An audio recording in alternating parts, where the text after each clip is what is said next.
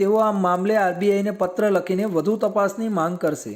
આવનાર બકરીદના તહેવારને ધ્યાનમાં રાખીને સિટી પોલીસ સ્ટેશન ખાતે શાંતિ સમિતિની બેઠક યોજાઈ હતી। વડોદરા શહેરમાં વિવિધ ધર્મ તેમજ સમાજના તહેવારોની ઉજવણી ખૂબ જ ધામધૂમપૂર્વક ઉજવવામાં આવતો હોય છે। કોઈ અનિચ્છનીય બનાવ ન બને અને શાંતિપૂર્ણ વાતાવરણમાં તમામ તહેવાર સંપન્ન થાય તે હેતુસર શાંતિ સમિતિની બેઠકનું આયોજન કરવામાં આવતું હોય છે। આવનાર બકરીદના તહેવારને ધ્યાનમાં રાખીને સિટી પોલીસ સ્ટેશન ખાતે શાંતિ સમિતિની બેઠક યોજાઈ હતી।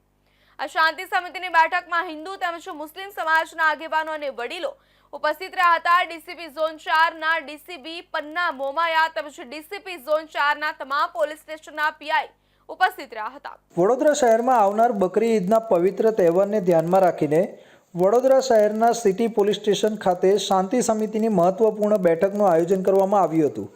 વડોદરા શહેર વિવિધ ધર્મો અને સમુદાયોની એકતા અને ભાઈચારાની સુંદર ઝાંખી રજૂ કરતું શહેર છે, જ્યાં દરેક તહેવાર ઉજવણી પૂર્વ અને શાંતિપૂર્ણ રીતે મનાવવામાં આવે છે।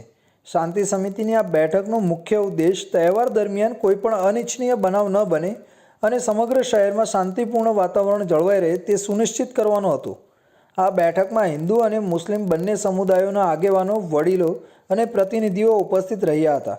તહેવાર દરમિયાન કાયદો અને વ્યવસ્થાનું પાલન થાય, સમાજમાં ભાઈચારો જળવાઈ રહે તેમજ ગેરસમજ દૂર કરવામાં આવી શકે તે માટે ચર્ચા કરવામાં આવી હતી।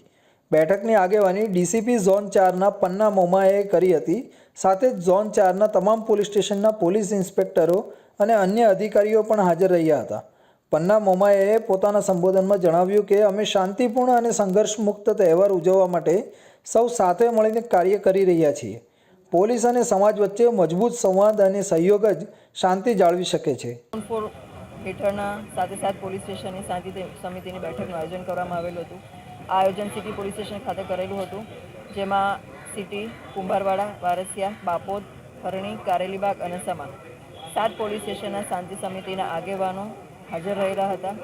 એફઓપીના સભ્યો પણ હાજર રહેલા હતા અને આ તમામ લોકોને આગામી તહેવાર જે બકરીદ આવી રહી છે એમાં શું તકેદારી રાખવાની છે, કઈ રીતે એલર્ટ રહી અને આપણે કામગીરી કરવાની છે, સોશિયલ મીડિયા પર કઈ રીતે વોચ રાખવાની છે, તમામ વસ્તુની જાણકારી આપવામાં આવેલી હતી। અને કઈ જગ્યાએ કોર્પોરેશન દ્વારા કચરો એકત્ર કરવા માટે પેટી મૂકવામાં આવનાર છે એની પણ સૂચના આપવામાં આવેલી હતી અને કંઈ પણ બનાવ બને તો તાત્કાલિક પોલીસને જાણ કરવા માટે સૂચના કરેલી છે। આ બેઠક દરમિયાન તહેવાર દરમિયાન પોલીસની તૈનાતી, ટ્રાફિક નિયંત્રણ અને સંભવિત સંવેદનશીલ વિસ્તારોમાં ખાસ સતર્કતા રાખવાના મુદ્દાઓ પર પણ ચર્ચા કરવામાં આવી। શહેરના નાગરિકોને શાંતિ અને એકતાની અપીલ સાથે પોતાના તહેવારની ઉજવણી કરવાની વિનંતી પણ કરવામાં આવી।